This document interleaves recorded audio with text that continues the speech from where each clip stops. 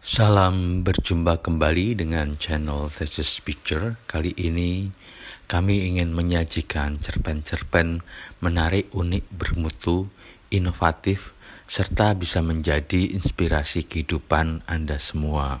Kali ini cerpen yang saya tulis berjudul Lupa dengan Istrinya Sendiri. Cerpen ini mengenai cinta sejati yang sangat mendalam hingga dia lupa. Selamat menikmati sebuah cerpen Lupa dengan Istrinya Sendiri karya saya, Teguh Santoso. Secara berkali-kali Andin memperkenalkan saudara-saudaranya setiap kali kami melakukan video call. Kami saling kenal di sebuah media sosial dan selama bertahun-tahun belum pernah ketemu karena saya tinggal di daerah Nusa Dua, Bali, dan Andin tinggal di apartemen Rasuna Said, Kuningan, Jakarta.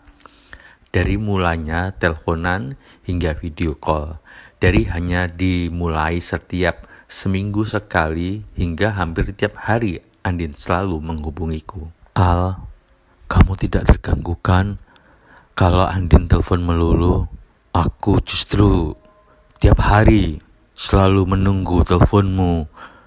Kan kadang aku telepon duluan karena teramat sangat merindumu, Andin. Al, apa ini tuh cinta? Ya cinta. Kalau tidak ada cinta, gak mungkin kita bahagia melakukan ini. Tapi kamu jauh dan kamu orang alim, anak pesantren. Aku hanya wanita binal, Al. Kamu kan tahu, aku mau menjalanin selama ini karena benar-benar mencintaimu. Tapi apa mungkin kalau aku sendiri begini? Semua kembali pada kesungguhan hati kita, Andin. Urusan takdir, urusan bagaimana kita bisa menjemputnya. Al, aku senang banget kata-katamu. Selalu membuat aku tenang, nyaman, dan bahagia. Apa selamanya bisa begini, Al? Insya Allah, Andin. Nah, dan itu keyakinan kita juga berbeda. Nanti kamu hasut aku untuk pindah keyakinan. Tidak ada paksaan untuk semua pilihan, Andin.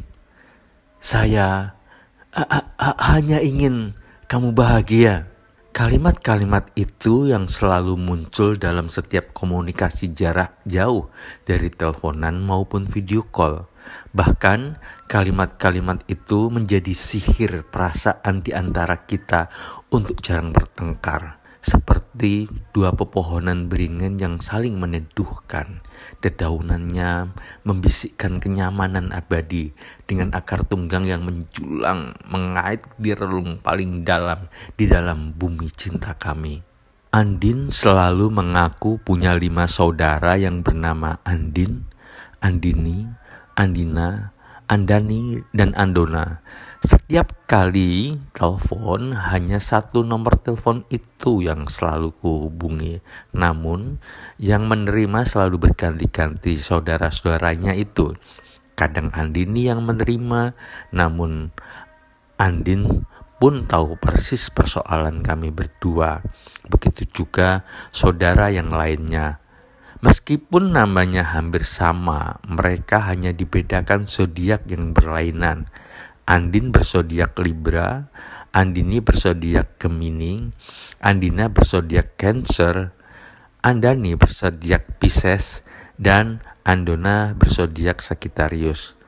Setiap kali video call mereka pun berpenampilan beda, meskipun wajahnya hampir mirip persis menyerupai anak kembar.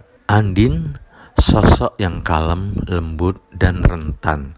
Andini sosok wanita karir, tegas, to the point. Andina sosok tomboy, keras kepala dan kasar. Sedangkan Andoni sosok melankoli milenial berpenampilan seksi. Serta Andona sosok gaul, cuek, mengaku lesbian. Dari setiap video call yang membedakan adalah tai lalatnya yang berbeda-beda, namun tetap manis dan cantik, dan dandanannya sesuai karakter masing-masing dengan problematika mereka masing-masing. Anduna misalnya selalu curhat perihal cinta segitiga lesbian dengan istri orang. Anda nih punya langganan pijet mas-mas Jawa yang ganteng kayak pangeran tapi sudah punya istri. Sedangkan Andini gonta-ganti kencan dengan bos-bos eksekutif. Setiap saudaranya yang saya video call bisa menceritakan persoalan saudara-saudaranya masing-masing dan terutama menceritakan Andin yang saya coba untuk komunikasi tapi terhalang saudara-saudaranya itu. Mereka tinggal di satu apartemen dengan kesibukan masing-masing, tapi setiap kali kuhubungi hanya satu saudara yang berada di dalam apartemen. Setiap kali saya video call dengan alasan saudara-saudaranya kalau Andin sedang ada urusan, kebetulan handphone Andin yang sering ketinggalan karena dianggap tell me, telat mikir, atau berjuta alasan lain. Tapi saudara-saudaranya selalu mengajak ngobrol apa saja tanpa kembalinya Andin. Yang mengejutkan, kelima saudaranya seperti punya rasa admire terhadap saya, sekalipun saya fokuskan dan tegaskan hanya ingin bertemu Andin. Namun kadang Andin sendiri putus harapan memohonku untuk mencintai saudara-saudaranya yang lain. Juga karena dia merasa dirinya telah hilang, katanya ditelan waktu atau ditelan dirinya sendiri. Dengan segala kebingungan itu, besar keinginan saya untuk menemui Andin di Jakarta dan mencari waktu yang tepat untuk bisa kencan pertama. Hal yang ingin saya abadikan sebagai momen kenangan terindah dan sangat mengesankan dalam hidup saya. Sehingga saya browsing beberapa tempat romantik yang sesuai selera Andin. Tahun baru jadi pilihan kami berdua untuk mewujudkan impian dua insan manusia yang terpaut cinta LDR. Yang diselimuti segala kedamaian yang berbeda dengan hubungan romansa seindah apapun. Kami merasa kamilah pasangan paling the best dalam riwayat sejarah kehidupan manusia. Betapa tidak, kami bisa berdamai dalam segala hal yang selama ini menjadi rintangan-rintangan percintaan. Bahkan kami bisa mengelola konflik menjadi sebuah kenyamanan, sebuah contoh cinta yang tak tertandingi. Al, kalau kita ketemu langsung nikah gimana Al? Apa kamu siap? Pasti. Aku juga ingin memiliki kamu sepanjang hidupku. Nikah sederhana aja ya Al, supaya kita segera selamanya bersama. Itu yang kuidam-idamkan, ada wanita secantik kamu mau menerima aku apa adanya dan menikah sekedar resminya demi cita-cita mulia hidup sah bersama tanpa dihantui ketakutan berumah tangga. Pasti saudara-saudaraku juga bahagia Al. Aku lelaki paling bahagia di dunia Andin. Kalau tahun baru ini dihadiahi istri cantik dengan cinta sepenuh hati. Sama Al, Andin juga begitu. Kami berdua sudah tidak sabar menunggu kedatangan tahun baru yang masih 3 bulan lagi. Bahkan saudara-saudaranya yang cantik-cantik itu juga lebih tidak sabar ingin memindahkan tahun baru kalau bisa seminggu lagi. Semua teleponan dan video call dengan Andin maupun saudara-saudaranya hanya bahagia yang selalu terpancar untuk segera terwujudnya hari surga pertemuan itu. Bahkan perencanaan pernikahan pun selalu dibahas dalam setiap perbincangan melalui selular. Dari pelaksanaan akad nikah pernikahan di KUA hingga pada tahun baru itu mau bulan madu di mana dengan acara apa, semua saudara-saudaranya itu mempunyai rencana masing-masing dan mempunyai tugas masing-masing. Seakan semua saudara-saudaranya yang cantik-cantik itu juga akan menjadi istriku semua. Intinya, itulah ikatan cinta yang tertanam, tumbuh dan berkembang dengan sempurna. Sekalipun semua itu dijalani melalui dunia maya, di mana kebanyakan yang terjadi hanyalah dunia tipu-tipu dan modus memanfaatkan seseorang yang mengidamkan sosok pendamping hidup yang sempurna atau setidaknya sesuai harapan dalam angan-angan masing-masing penghuni dunia maya. Tapi apa yang kami alami 100% benar-benar real dan sangat berbeda. Hingga pada suatu saat saya dikejutkan tamparan yang benar-benar sakit. Tapi tamparan itu tak membuatku marah ataupun ingin balas dendam. Tamparan itu seperti sesuatu yang saya harapkan selama ini. Adanya sentuhan dari Andin. Ya, Andin mendatangiku lebih awal dari yang seharusnya.